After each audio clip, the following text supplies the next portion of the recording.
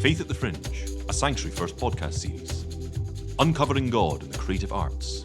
At the biggest international arts festival in the world, Sanctuary First stops to ask, where does faith and art meet?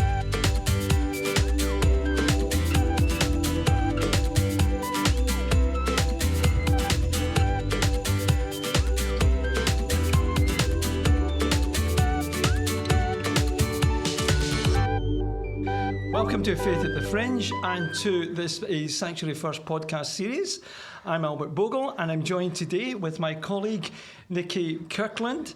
And Nikki is a parish minister. No, but you're a locally ordained minister. Ordained local minister. Yes, in St Nicholas in Sighthill. That's right. But in another part of your life, because you're a tent maker kind of minister, like the Apostle Paul, you are a designer and self-employed designer. Yeah. So there's an artistic flavour in all of the work that you do, and as you bring maybe that to your ministry as well. Yeah, definitely. And of course, today we're going to be looking at and thinking about Leonard Cohen's work, and we're delighted to have with us Stewart D'Arrietta, who is performing Cohen's work under the title My Leonard Cohen. So we're going to be interesting to see how Stewart interprets Leonard Cohen and what he has drawn out of Leonard Cohen's back catalogue, you might say, and how he presents that on the stage. Now, for those of you who are not familiar with Leonard Cohen, he, of course, is a famous poet, novelist, and songwriter, and Stewart might tell us a little bit more about that. So let's just go into it. Stewart, what drew you to Leonard Cohen? Well, it's his songwriting, particularly, and because also by the nature of my voice, I have a kind of a gravelly voice, and it kind of suits Leonard's work. But you've got to look at his songwriting, which is extremely brilliant. I mean, he attacks the spiritual, the sensual. He has a go at religion. He's a man who's been troubled in his past. I mean, he suffered from depression most of his life. In fact, it was only about the age of 66, 67 that he got rid of the black dog. And that was, weirdly enough, when he visited for a year a Hindu philosopher in Mumbai called Ramesh Balsekar.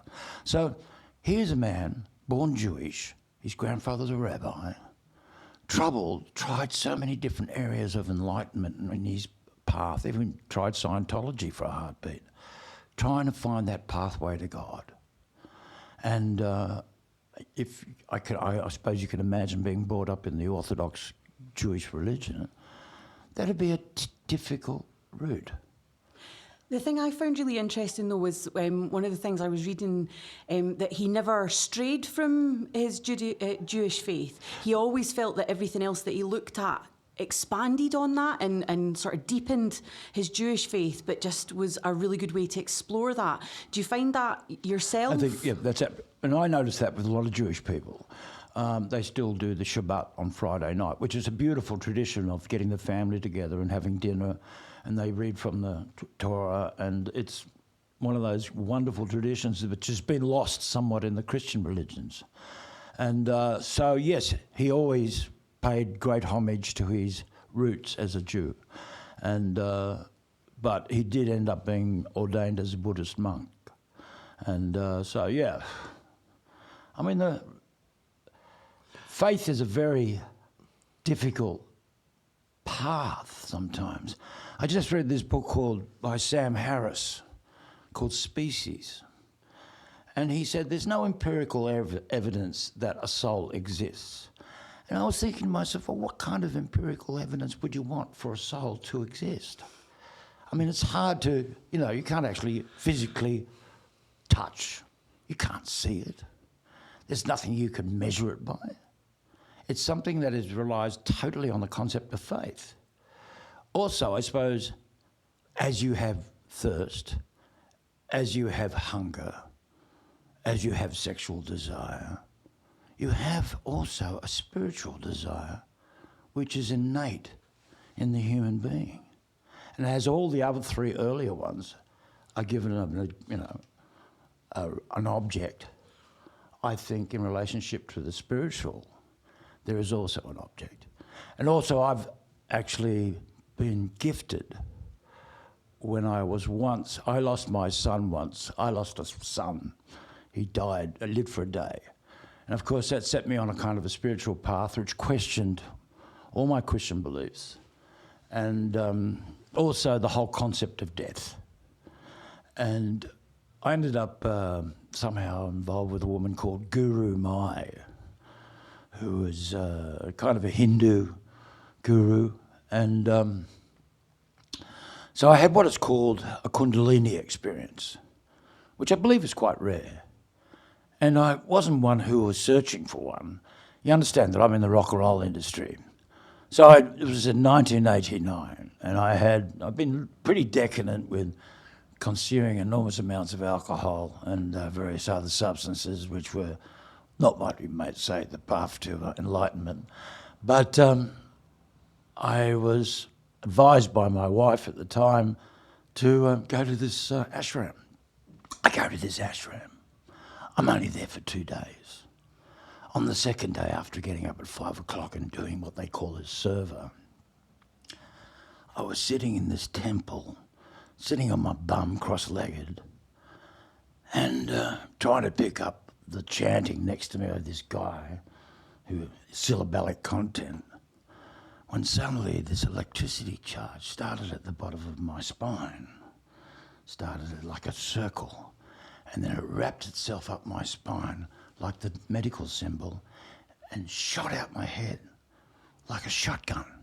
It's like a guy had put a shotgun at the bottom of my ass and went whooshka out my head.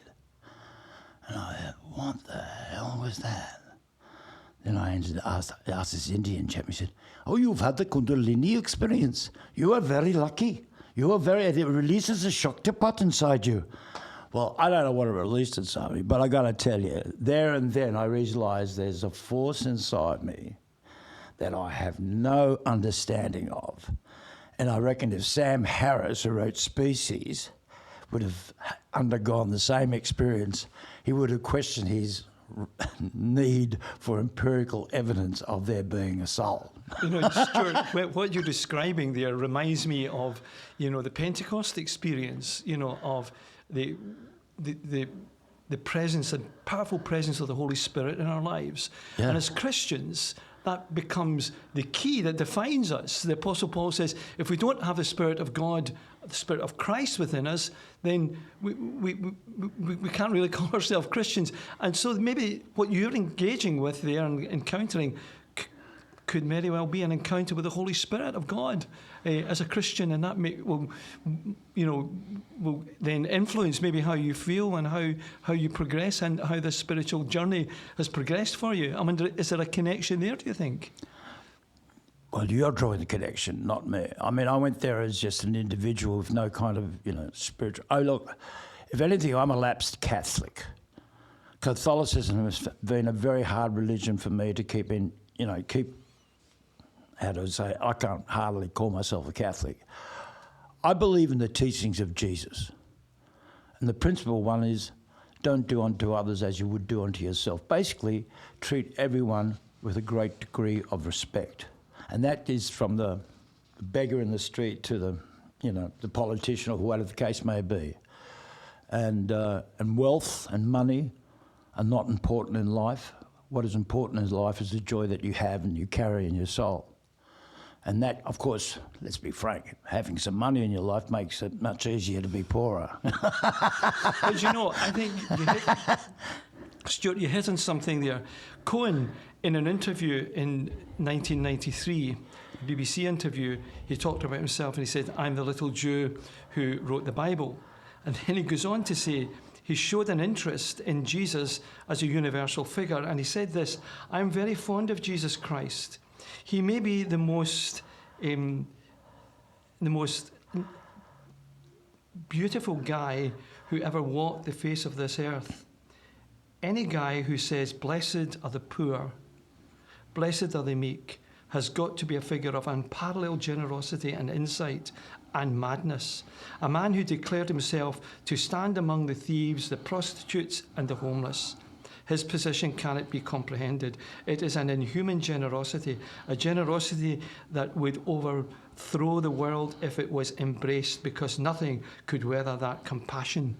And you know, I think the That's problem... beautiful, isn't it? Isn't that brilliant? That's pretty damn brilliant. Brilliant. And institutionalized churches, we have lost the power of the Jesus of Nazareth.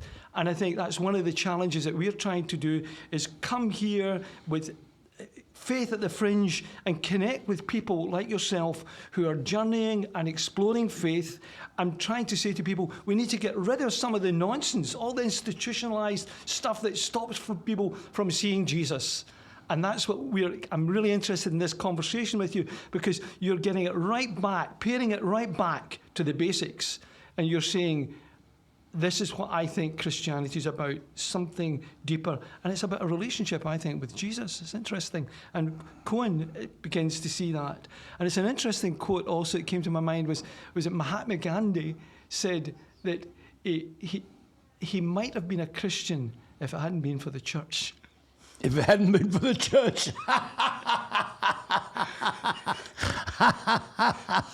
He said that, did he? Oh, my God. And you know, there's a real link there, isn't there, to thinking about that? Well, then again, you know, the Hindu religion, he was a Hindu. I mean, that is fraught with, so many gods and so many temples. I mean, if you go to India or any other Hindu established country, it's riddled with all that tribulation and ritual. So, I mean, I question that line of thinking. Yeah. I mean, this is one question that I have for you both. Understanding that humility and being humble is one of the most fundamental principles of being a Christian. Why is it do we think that God needs to be worshipped? If humility is seen as the key factor of a God. That's a great question. And I've often wondered about that myself. I love these Christians. I've often wondered about that. You know that hymn that says, praise my soul, the King of heaven, to his feet thy tribute bring, ransomed, healed, restored, forgiven, who like me is patient. Why does God deserve praise? And I hear God saying, you've got it wrong, son. I want you to worship me because it's good for you, not for me. It's good for you, not for me. And you know, I'm reminded of my little... How is it good for me? Let me tell you, my little granddaughter comes to me with her pictures. She says, Pop, I made this for you. And I take it and I say, Martha, or I say to Sophia, or I say to Imogen, it's brilliant. And it's drawing out from her love. And it's good for her to love. And it's good for her to be involved in that offering, because it's building that relationship that God has made us out of love, because he loves us. And he loves to hear us coming to him and saying, Father, I love you. And I love my children, my grandchildren saying, Pop, I love you. Because it's a relationship. Yeah. And I think this is what this is all about. We're made, Stewart, for relationships. And because God has made us, this whole idea of Trinity, we talk as Christians, Father, Son, and Holy Spirit, is a community, a commune, 3 persons in one, but in community, living in community and sharing in community. And the Father saying, this is my beloved Son in whom I am well pleased. And the Son saying, everything I do is for the Father. And the Spirit saying, don't look at me, look at the Son. And that's the whole humility thing. So I think for me, it's a wonderful question, and it's not the complete answer, Stewart, I've given you, because I don't have... It's a damn good one. But I don't have the complete... I think it's a good one. I like it. I like it. Yeah, I don't... Exactly. It's a journey, Stewart, for you to pick up on. Write a song about it. Think about it. But that's the journey, and that's the beauty of this kind of podcast. We want to have this dialogue with artists like yourself who are picking up some of these things like depression, isolation, death. Who's got the balls to do that? You know, and so often within churches, we're not talking about these things at all. Mm-hmm. And people want to hear things that's about their everyday life, because you know what? It's hard living today. It's not easy. No, it's not. And then particularly in the world we're living in today. I mean, it's never been more troublesome, I think, you know, with this chap Putin, you know, I mean, it's hard to believe that one person, just one, I mean, there was in the 1930s Adolf Hitler. He created mayhem throughout the whole world. But the same thing is happening today with one person. And you would have thought with history that we would have learned from that lesson. But it seems that's not the case. So how do you feel then that what you do with your music and your creativity then is a way for you to address these things? Do you feel at all that it gives you a release or a way to process it? No, I don't. I mean, that's beyond my capability. You know, it's like a friend of mine said once in an interview, I'd like to write a song all about peace. You know, bring peace to the world. You can't do that. That's ridiculous. I mean, the closest thing a song about peace would be Imagine by John Lennon, which is a fabulous song. Yeah. But the fact of the matter is, my job is to give people an hour. Well, in this show, in this particular incarnation at the assembly, I only get an hour. I want to lift people spiritually a bit. Hopefully, they walk out of that 1 hour enlightened a little bit, they've had a good time, and that's what it's all about for me, giving people a good time, without, I mean, as if I'm going to be able to create world peace. I'm just a humble little guy, playing his piano, singing tunes. I'm a troubadour in essence, and. I love that humility in here, Stewart, because you know something. Jesus said, blessed are the humble.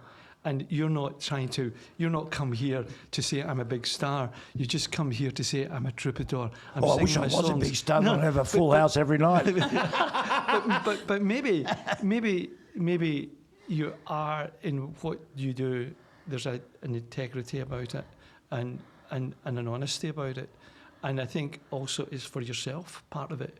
As I hear you talking, is part of your own quest to discover, know more about God, and it is people's. I mean, I must be honest with you. I mean, having this conversation with you today is enlightening me, particularly your answer with the concept of me asking for God's. Why does God need to be worshipped? That's really resonated with me because it is a reciprocal relationship. You do that, but basically you get more back from it. I used to work with the homeless for a period of 5 years. I used to be a volunteer.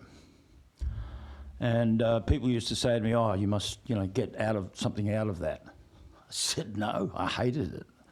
I'd go in and take a homeless shelter from 8 o'clock at night till 8 o'clock in the morning on a Monday night, once a fortnight. And how I got there is another story, and I just been separated from my wife, so I had these nights off and I was living by myself. So I thought, I've got time up my sleeve, I'll do it. But it was an extremely difficult task. And although I had a lot of empathy for the people who I was looking after, it was only 18 men. And some of them had drug problems, but generally most of those guys were just guys who'd fallen over. It just got too much for them living in our society. And instead of sleeping rough, they'd come for one night to this one shelter where they knew they were going to be protected. But I never really got anything out of that, In fact, when the shelter closed down, I was happy to see it close down, and because the Catholic Church sold it off to a university. Cardinal Pell, his name was. Yes, he sold it off. He saw, there's some money to be made here. And that's it. That's the thing about the Catholic Church, which I did the El Camino. I don't know if you know the El Camino. It's a walk in Spain. Yeah. I did that in 2012. And I happened to come across this Spanish town where they had a huge cathedral, literally littered in gold all the way through. The surrounding town is obviously really poor, but here's this cathedral, absolutely adorned with gold and paintings and a magnificent edifice. And I kind of went, oh gosh, this is not, Jesus walked straight out of here if he walked into it. And then we walked down the road, and then we came to this tiny little church And I was walking with two other fellas, and we had these little passports you get stamped. I thought, and this place had passport stamp. And they had a Spanish priest there, and the church was the most humble church you could imagine. Didn't have a jolly thing on the wall, not one bit of gold, pretty basic walls, just a little room with an altar, which was pretty ordinary altar as far as altars go. And the guy, and he didn't speak English. And so he sat at the front of this altar, and we all kind of, and two of the guys were kind of atheists, agnostic, most probably more likely. And he said a prayer for us. And that moved me so much more than that church we'd just come from.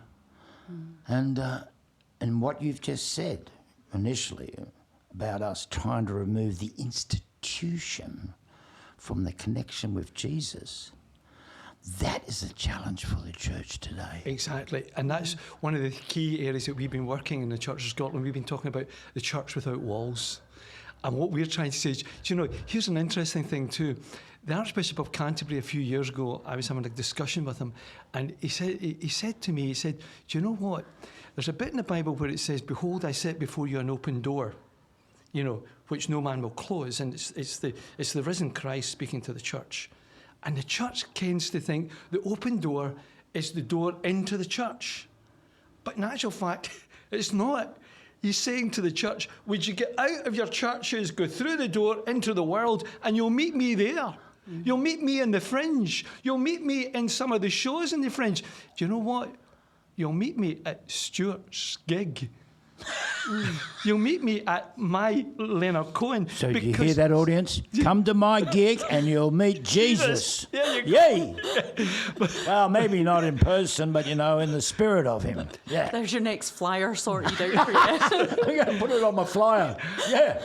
And But all seriousness, Father Bogle said, come to the church and you'll feel Jesus tonight. 6:10 at the Assembly Ballroom. Yay! Absolutely. Here's the thing. Of all the songs that you sing, is there any particular song that touches you? I mean, I'm sure they all move you in some way, but is there a particular song that maybe we could play for those listening today? What song did I give you? You gave us Hallelujah. Yeah. Did I say Show Me the Place? There's also the one about the last dance. That's The End of Love. Yeah. Do you know the story behind that song? I know a little bit, but let's tell our listeners a little bit about it. Well, this song Mr. Cohen wrote, it says, "Dance me to the end of love." Now, a lot of people play that at weddings and various joyous occasions. Yeah. But he wrote that song when he found out that Jewish string quartets were used to serenade fellow Jewish inmates of the concentration camps into the gas chambers.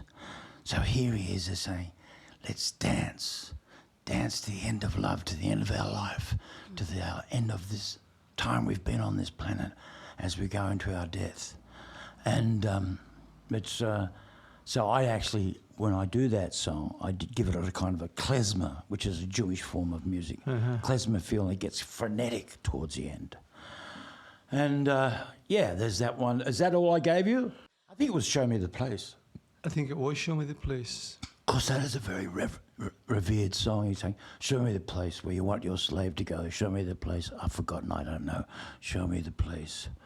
I've forgotten that lyric because I'm not doing it at the show, unfortunately, because my partner says people don't really connect with it. But it's a beautiful song. You show me the place where the word became the man.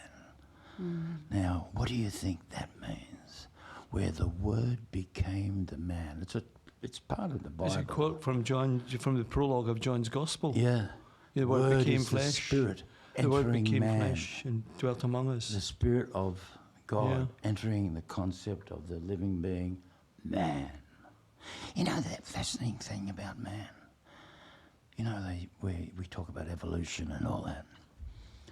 And, of course, a lot of people believe that evolution is contrary to Christian belief.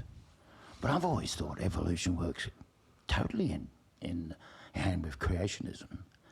And I make the analogy of a game of snooker. Now, if you line up all your balls on a snooker table and you line them each and shoot each ball in individually, one after the other, that's seen as a pretty good damn feat, isn't it? Absolutely. But if you can shoot one ball and that ball hits all the other balls and they all go into the pockets, that is a much greater feat. And that, my friend, is evolution. Amazing. Yeah, absolutely. Wow. Can I just say one other thing? Talk about Dance Me to the End of Love. Yeah. Because we're coming now to probably the end of our podcast here, and it's been wonderful. I mean, we need to get you back again to do another discussion, or we need to meet up off mic sometime, Stuart, and have a conversation, because I think we've got a lot we could talk about. Come at the jam session. Yeah, But- okay. Yeah, but But I'm here I'm here till the 27th. the interesting thing is, Dance Me to the End of Love.